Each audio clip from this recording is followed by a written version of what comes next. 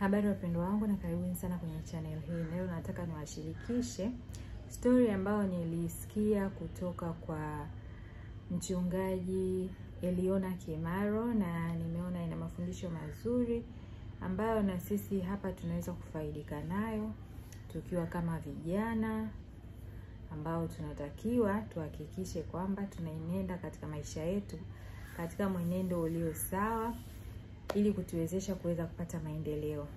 Nashukuru sana, sijafanya video hizi za aina hii kwa muda kidogo, lakini msiwe na wasiwasi. Mtapata video hizi zenye mafundisho ya maisha, mtapata pia videos zenye tutorials mbalimbali za mafunzo ya ujasiriamali wa vitu tofauti tofauti ikiwemo sabuni. Msiwe na wasiwasi kabisa. Kwa hiyo nawakaribisha sana, tazama video hii mpaka mwisho upate kujifunza. Sasa kulikuwa na kijana mmoja ambaye alikulia katika familia ambayo ni ya kitajiri sana. Walikuwa wana uwezo kwa kweli wa kila kitu, na walikuwa wana uwezo wa kumwezesha kusoma kufika kiwango chochote kile. Kwa hiyo kijana huyu alijitahidi sana katika masomo yake. Alikuwa ana akili, lakini vile vile alikuwa ni mtu ambaye anajituma kuweza kufanikiwa katika masomo yake vizuri.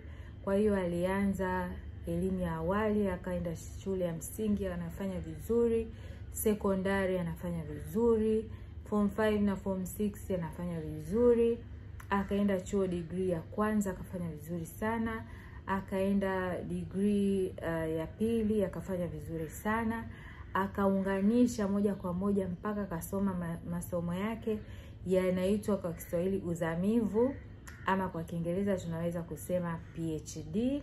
Akaunganisha akasoma kwa sababu wazazi wake walikuwa wana uwezo, kwa hiyo ni yeye tu na juhudi zake. Baada ya kumaliza PhD akawa ana ndoto ya kuweza kufanya kazi katika Benki ya Dunia. Kwa hiyo hiyo ni sehemu moja aliyokuwa amepanga kabisa kwamba hii ndio sehemu ambayo kwa vyovyote vile nitaweza kufanya kazi. Sitaki kufanya kazi sehemu nyingine yoyote bali hii sehemu. Na kama tunavyofahamu, hii ni taasisi kubwa ya kidunia. Benki ya Dunia inasimamia mambo makubwa ya kinchi na uchumi kwa ujumla. Kwa hiyo alikuwa ni sehemu ya ndoto yake ya kutaka kuweza kupata hayo, kuweza kufanya kazi na kupata mafanikio. Kwa hiyo muda ukazidi kwenda, lakini fursa ya kuweza kupata kazi katika Benki ya Dunia ikawa bado haijitokeza. Kwa hiyo akaendelea kusubiri. Mwaka wa kwanza unaanza, mwaka wa pili. Wazazi wake mwisho wakamwambia kwamba unaonaje kama ukianza tu kufanya kazi sehemu nyingine, and then itakapotokea fursa sasa kuna nafasi katika Benki ya Dunia, basi na wewe utaweza kupata nafasi hiyo. Lakini aliendelea kukataa katakata. Akasema hapana, fursa itajitokeza tu na mimi nitaisubiri, sitaki kufanya kazi sehemu nyingine. Kumbuka hapa tunazungumzia kijana ambaye ametoka katika familia inayojiweza, ambao hawana shida ndogo ndogo. Kwa hiyo hata yeye maisha yake yako vizuri tu.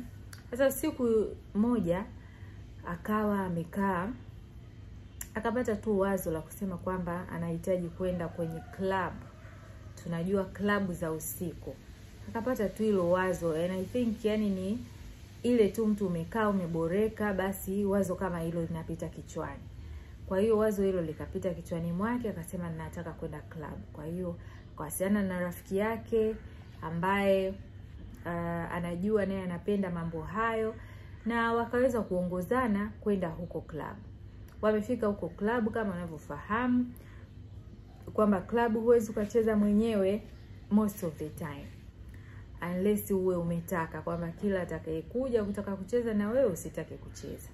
Lakini katika mazingira haya ilikuwa ni ya kawaida tu. Kwa akajitokeza mtu, wakawa wanacheza wote, ambaye ni binti, na wanakunywa, kwa sababu mambo ya club yanaendana pia na kunywa pombe.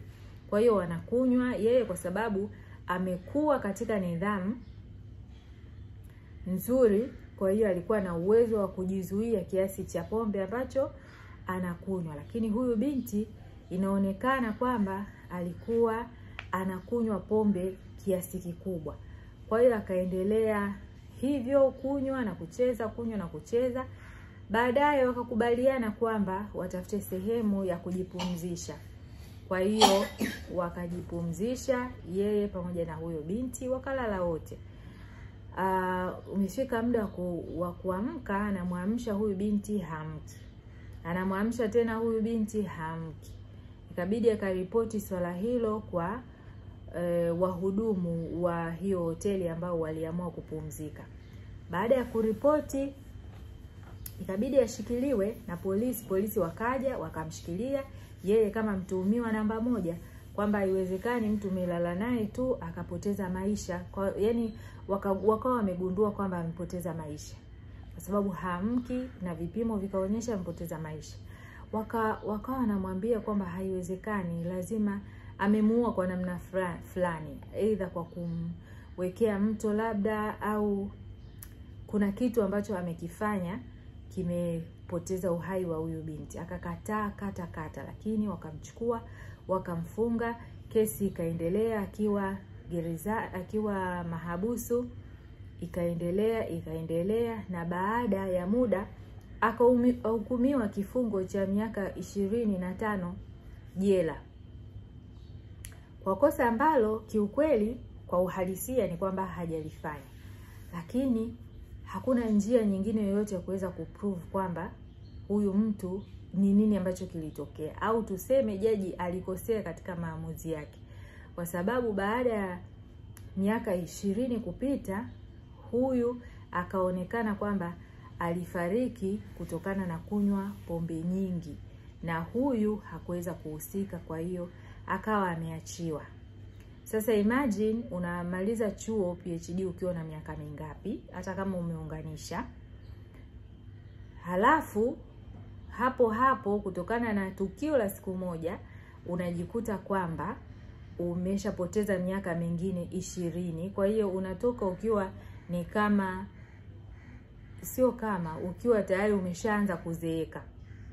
Kwa hiyo ile plani yote ya kufanya kazi World Bank ikawa imekufa, mipango yote ya kuendelea na maisha ikawa imekufa kutokana na hicho kilichojitokeza. Kwa hiyo hapa tunajifunza nini? Tunachojifunza ambacho mchungaji Eliona Kimaro alikielezea ni kwamba tunatakiwa tuwe na nidhamu kubwa sana ya maisha, na hatutakiwi kuiacha kwa wakati wowote ule, kwa sababu the moment unaiacha ndipo hapo unaanza kukutana na changamoto na hautaweza kufika mbali katika ndoto zile ambazo umezipanga katika maisha yako. Akatolea mfano, wako hata vijana wengi ambao anawasaidia labda mayatima na hivi anawasomesha, lakini unakuta mtu anakuja kufanya mistake ambayo yani haitarajiwi, na future yake ulikuwa unaona inaenda vizuri, lakini inaanza kuharibika kuanzia hapo. Kwa hiyo nawasisitiza na mimi kwamba tunahitaji kuwa na nidhamu, na tunahitaji kuwa na nidhamu katika maeneo yote ya maisha yetu. Mpaka wakati mwingine tena, nawatakia siku njema, nawatakia jioni njema, and bye for now.